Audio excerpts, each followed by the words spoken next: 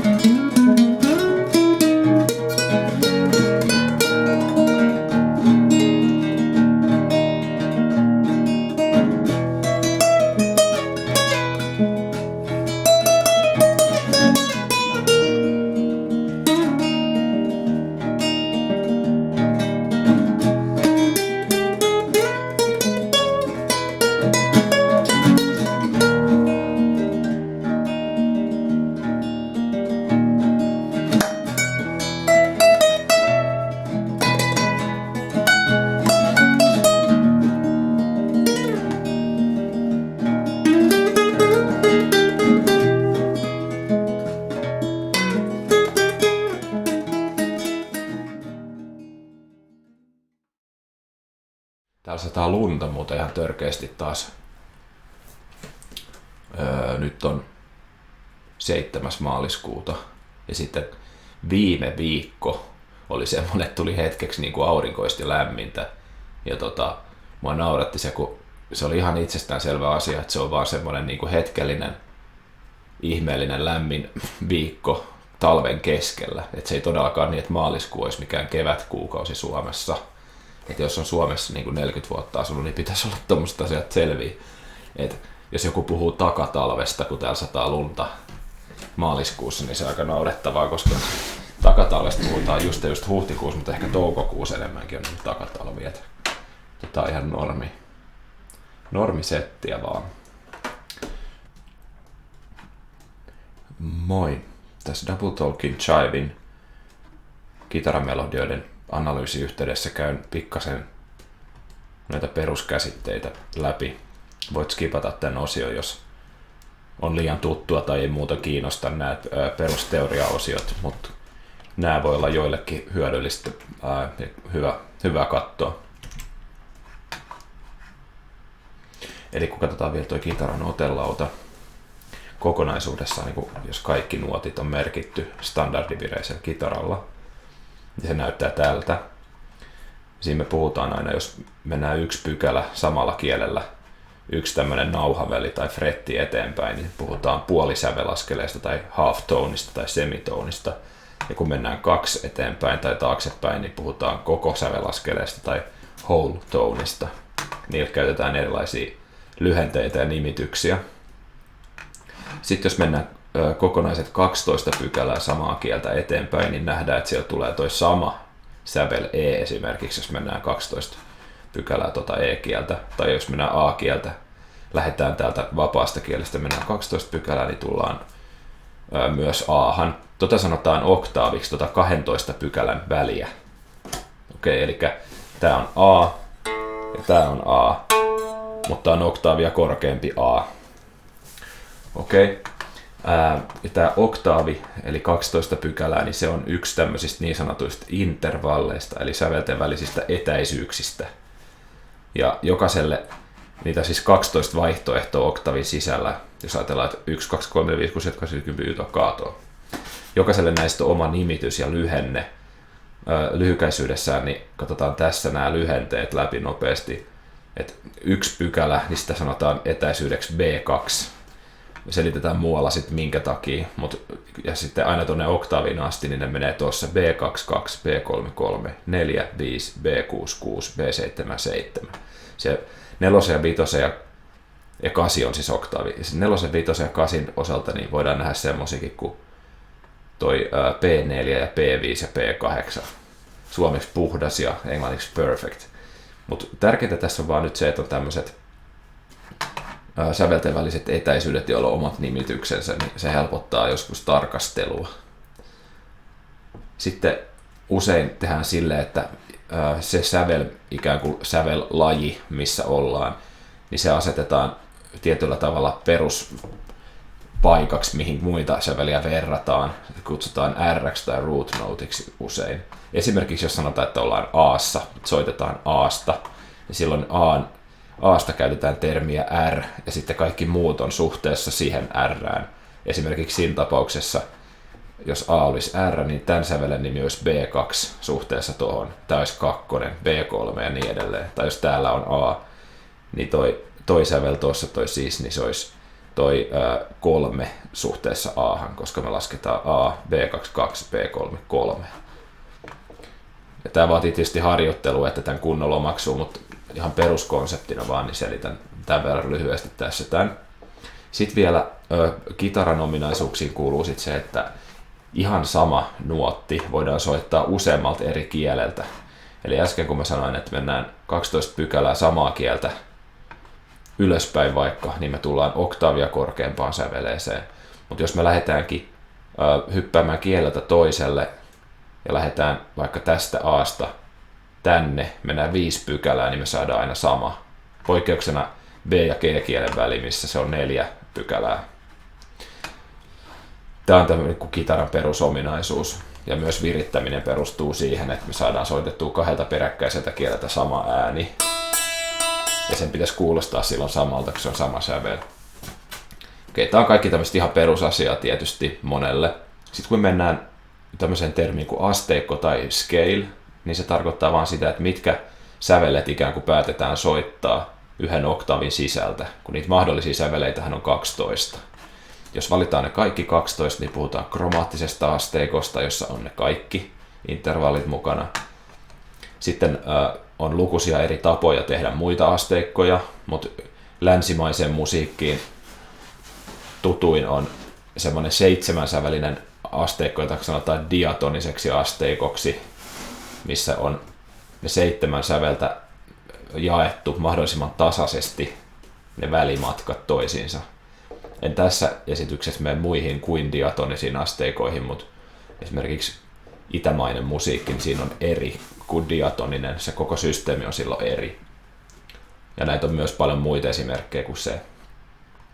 Jos otetaan tämä diatoninen asteikko tarkasteluun, niin katsotaan miltä se näyttää tuossa kitaran otelaudalla. Ensin vaan tällä yhdellä A-kielellä, niin tämä tarkoittaa käytännössä, että saatat vaan valkoiset koskettimet niin kuin käyttöön pianosta. Se on nyt tässä lähtökohta. Me saadaan vaan silloin nämä sävelten väliset etäisyydet tässä diatonisessa systeemissä esille.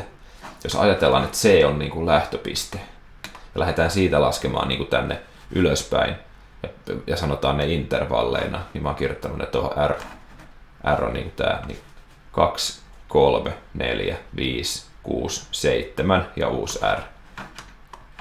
Mä vielä kertaan, että tässä olisi ollut siis B2, tää on 2, tässä olisi ollut B3, tässä on 3, tässä on 4, tässä olisi ollut B5 tai ylennetty 4, tässä olisi ollut B6 ja niin edespäin. Eli tässä me saadaan niinku tää diatoninen perus niinku asteikko näkyviin. Sitten kun me vaan laajennetaan se niin, että se on kaikilla kitaran kielillä ja kaikissa väleissä, niin se näyttää tältä. Eli tää on muuten sama kuin tuo ensimmäinen kuva, mutta sieltä on poistettu noin risuaidat. Eiks niin? Ja sitten jos me vaan vaihdetaan tuosta C:n sijaan ikään kuin lähtöpisteeksi tai keskipisteeksi toi sävel A, niin silloin me puhutaan luonnollisesta molliasteikosta, natural minor scale, joka on muuten täsmälleen sama kuin tuo äskeinen C-duuri, mutta A on se lähtöpiste. Sitten vielä mainitaan lyhyesti sekin, että me voidaan siirtää näitä asteikoita mihin tahansa, kutsutaan transponoimiseksi, transposing. Esimerkiksi jos me halutaan muuttaa C-duuri E-duuriksi, me siirretään joka ikistä säveltä 4 pykälää eteenpäin niin, että me saadaan E lähtöpisteeksi. Ja siitä lähtee se sama asteikko eteenpäin kuin äsken C:stä. Okay. Sitten jos edelleen pidetään se diatoninen asteikko, se lähtöpisteenä, mikä äskenkin nähtiin, pidetään täsmälleen samat sävelet siinä, mutta vaihdetaankin R paikaksi jokin muu. Niitä on 7 vaihtoehtoa. Äsken me näytin C ja A. Niin niitä on 7 vaihtoehtoa, niillä on kaikille omat nimet. Toi, jossa se lähtöpiste on nyt C, niin on tämmöinen kuin jooninen, se on se duuri. Ja sitten taas jos se on A, niin se on tämmöinen kuin aiolinen, eli se on tämä natural minor, luonnollinen molli. Mä jätän pari esimerkkiä vielä. Jos me katsotaan vielä kerran tämä, kun C oli lähtöpiste, niin se näytti tältä. Sitten jos me laitetaankin D-lähtöpisteeksi, niin katsokaa mitä tapahtuu. Ei mitään muuta kuin toi väri vaihtui. Toi keltainen väri meni nyt D-hän tosta C:stä. Ja sitten jos mennään sama juttu tuohon, että maalataan toi E, niin silloin se näyttää täältä. Tää on nyt tämmönen, jota kutsutaan fryygiseksi asteikoksi. Tää on nyt se, missä toi double talking chive menee. Sen takia mä otin tähän asti tämän pohjustuksen. Lyhyenä kommenttina vaan se, että ainakin mä oon vahvasti sitä mieltä, että toi sähkökitarasoolo double talking chivessa, niin se menee käytännössä niin kuin tästä systeemistä, E-fryyginen, jossa se käy niin kuin välillä E-ssä ja välillä F-ssä se tausta, ja sen mukaan myös sitä nuottiakin vaihdetaan, mutta käytännössä se kotipaikka on niin kuin tämä E-fryyginen. Sitä voisi niin kuin teoriassa ajatella, että se olisi F-lyydinen, jossa soitettaisiin niin kuin F ja Etä, jolloin olisi niin kuin 1 ja 7 soinut, mutta sillä tavalla, että jos kuuntelee miltä lyydinen asteikko kuulostaa, niin se ei ole se soundi, mikä tuossa on. Et sen takia puhutaan niin tuosta fryygisestä. Sitten verrataan vielä kuvina, niin jos otetaan vielä tämä, mistä on koko ajan puhuttu nyt, tämä valkoiset koskettimet edelleen, mutta E keskipisteenä, eli fryyginen E-molli tai E-fryyginen.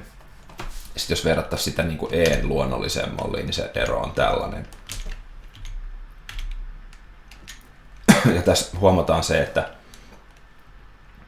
edelleen tämä E-fryyginen, siinä on siis samat sävelet kuin siinä A-mollissa, mitä katsottiin ylempänä.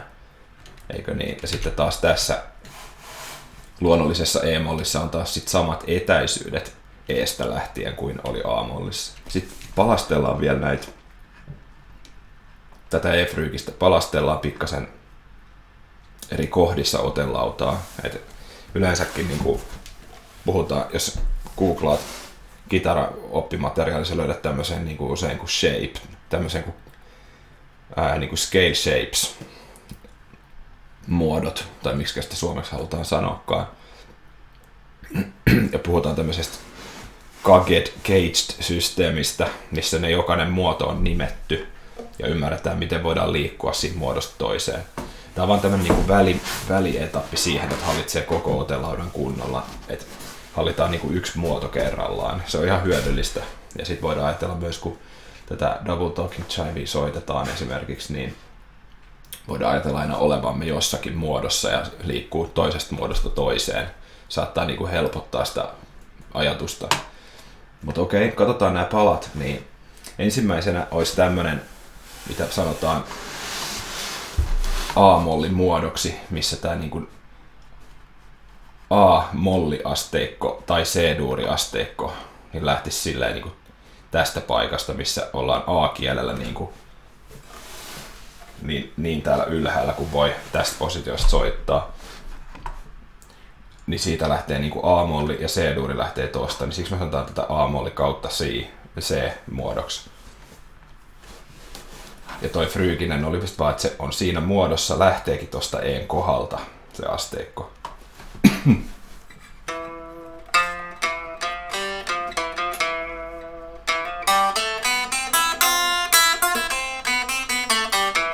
Toi sama toistuu oktaavia korkeammalta tietysti. Sitten seuraavaksi otetaan tämmönen kuin G-molli kautta A-muoto, missä sitten toi perusmolliasteikon perussävel on tuolla taas sitten G-kielellä ykköspositiossa, siksi tää muodon nimi. Ja taas vastaavasti mä näytän nämä muut muodot tästä nopeasti, miltä näyttää suunnilleen. Noin. Ja sitten me ollaan taas jo oktaavi ylempänä. Tuossa diatonisessa asteikossa on semmoinen ominaisuus, että siinä on niinku, tavallaan voidaan ajatella 2 tämmöistä 3 nuotin ryhmää. Esimerkiksi EFG. Niin siitä yksi tasan 4 pykälää taaksepäin on kans 3 nuottia samalla tavalla. Tuo on kans hyvä, kun näkis just tuo kitaran tässä samalla kun sä soitat. Tätä toi Slash käyttää mun mielestä tossa niinku hyväksi. Ei me nähdä sitä. Että sama liikkiä voi niinku toistella näiden 2 välillä ja sitten tavallaan siellä on se A-sävel vaan niinku näiden 2 välissä. Tai ihan vastaavasti voidaan ottaa myös tämmöiset 3 nuotin ryhmät.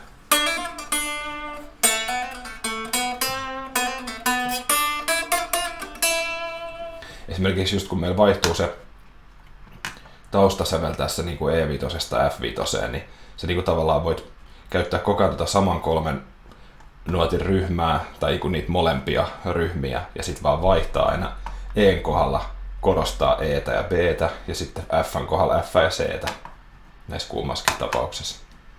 On tämmönen yksi jippo. Okei, ja sitten vielä viimeisen juttuna tässä, niin mitäs sitten tässä Double Talking Jivessa, kun se sähkökitarasoolo loppuu, feidautuu ulos ja sinne tulee se akkarisoolo. Niin silloin itse asiassa alkaakin tulla E-duuri ja F-duurisointuja. Ja se E-duurisointu ei mahdollista enää ton Frygisen asteikon soittamista, koska siellä on yksi sävel, mikä on ihan ristiriidassa, voisi sanoa sen E-duurisoinnun kanssa.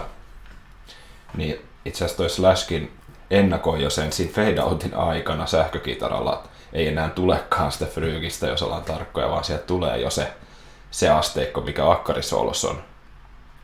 Ja se, mikä siinä akkarisoolossa on se asteikko, niin siinä on vaan vaihdettu toi B3 kolmoseksi. Mut sillekin on sit ihan hyvin tunnettu asteikko. Hän löytyy vaikka mitä tube-materiaalia tästä.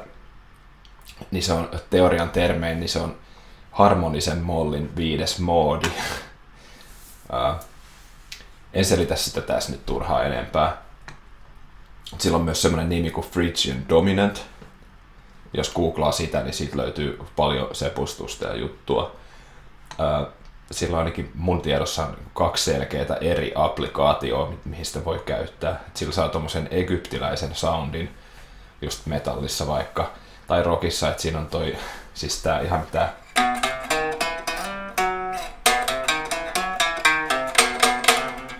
Toi Come Out and Play, toi intro on. Toi on käytännössä niinku toi asteikko tuohon 5 asti, R, B, 2, 3, 4, 5. Ja sitten on toinen esimerkki, vaikka se just toi Power Slave, että siinä on toi ei osaa.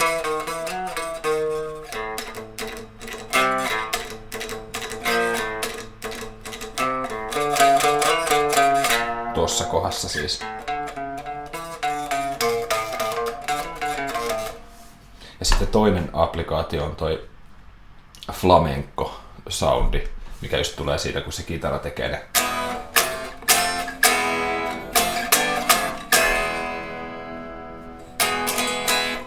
Siinä Queenin Innuendossakin mun mielestä on niin pop-maailman puolelta käytetty vähän niin tota juttua hyväksi.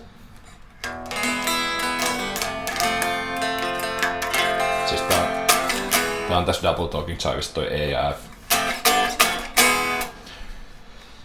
niin silloin se ei olekaan semmoinen niin kuin egyptiläisen ja itämaisen uhkaavan kuulonen, länsimaisesta näkökulmasta uhkaava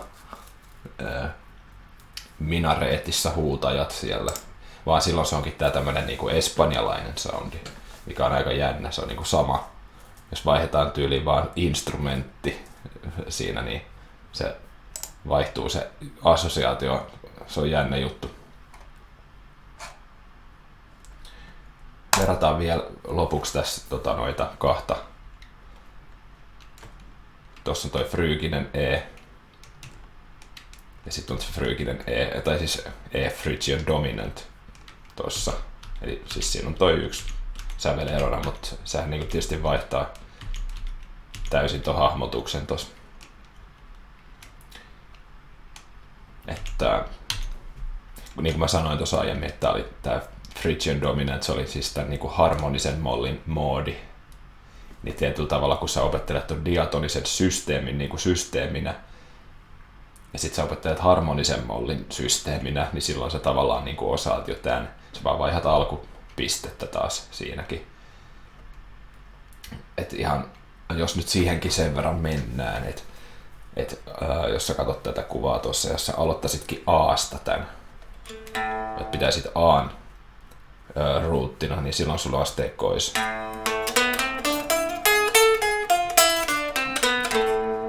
toi on semmoinen, mitä klassisessakin musiikissa käytetään paljon ja ihan missä vaan toi harmoninen molli.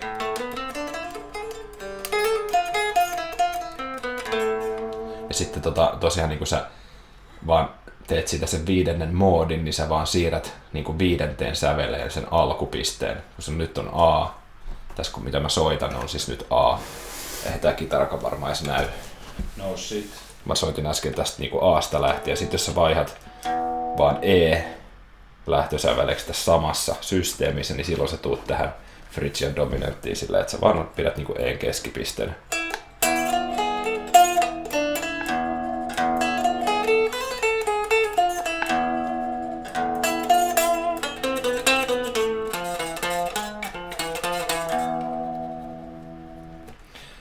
Et se on tässä niinku toi teoriaosuus tässä. Sitten me voidaan katsoa vielä toi suunnilleen läpi, mitä Slash kehitteli tähän juttuun sitten. Eli kuten sanottu, siellä on sähkökitarasoolossa, siellä on päällä E5 ja F5, siinä on E:n kohdalla toi riffi, niin kuin toi biisistä tuttu.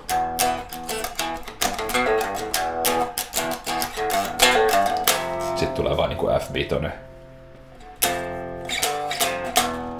tuohon tyyliin. Ja mä nyt päätin ajatella sen niin, että kun se soolo alkaa, niin se alkaa niinku ensimmäisen kierron puolesta välistä. Silloin kun se aloittaa tän.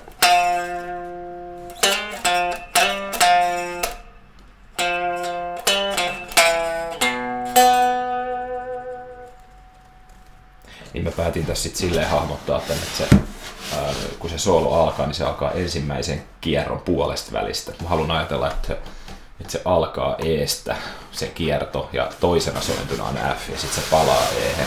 Ja silloin se alkaa tosta ensimmäisen puolesta välistä, kun se soittaa tän.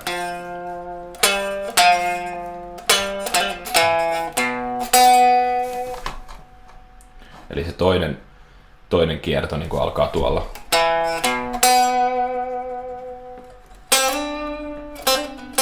Tässä on tää 3 nuotin ryhmä, mistä mä puhuin, B, C, D.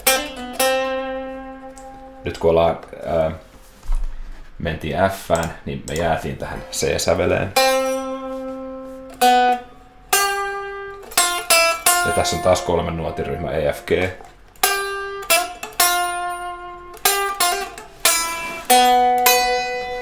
Ja sitten taas kun siirryttiin 3. kierrokseen ja E, niin sitten taas vaan vaihdettiin, että se mitä soitetaan on E.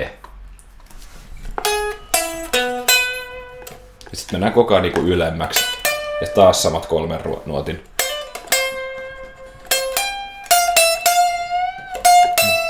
Tohon asti ollaan menty niinku sitä ihan samaa ideaa, mutta kiivetään ylöspäin. Sitten tästä tulee tämmönen ensimmäinen niinku vähän erilainen liikki.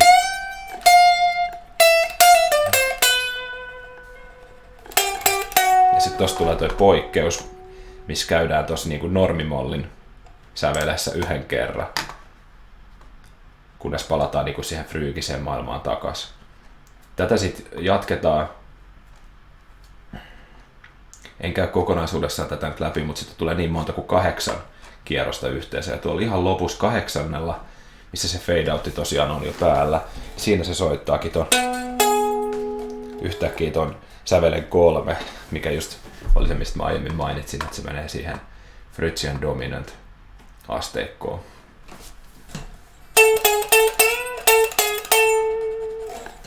Sitten se fadeautuu ulos. Sitten tulee toi akustinen soolo vielä, missä se tosiaan käytännössä on siinä Phrygian dominant flamenco-skaalassa, vai miksi haluat sanoakaan sitä, mutta se niinku siinä se kiipeilee sinne kans silleen.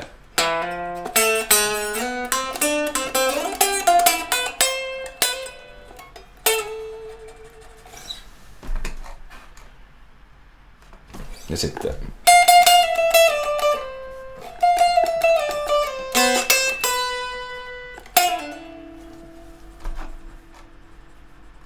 eli toi kuulostaisi yllättävän niin kuin samalta, jos se olisi sähkökitaralla kuin mitä se alku kuulosti. Ehkä vielä vähän semmoiselta evilimmältä, mutta sitten kun se on sillä akustisella, niin se on niin kuin vaan flamencoa. Se on jännä kyllä. Ja sitten tulee itse asiassa 5 kierrosta. Kokonaisuudessaan nämä nuotit on tässä mulla olemassa ja voidaan niinku jatkaa siitä transkriptiokeskustelua kaikkien niiden maailman ihmisten kanssa, joita tämä kiinnostaa. Mutta kiitän jälleen kerran mielenkiinnosta ja me palataan taas seuraavilla videoilla. Moi!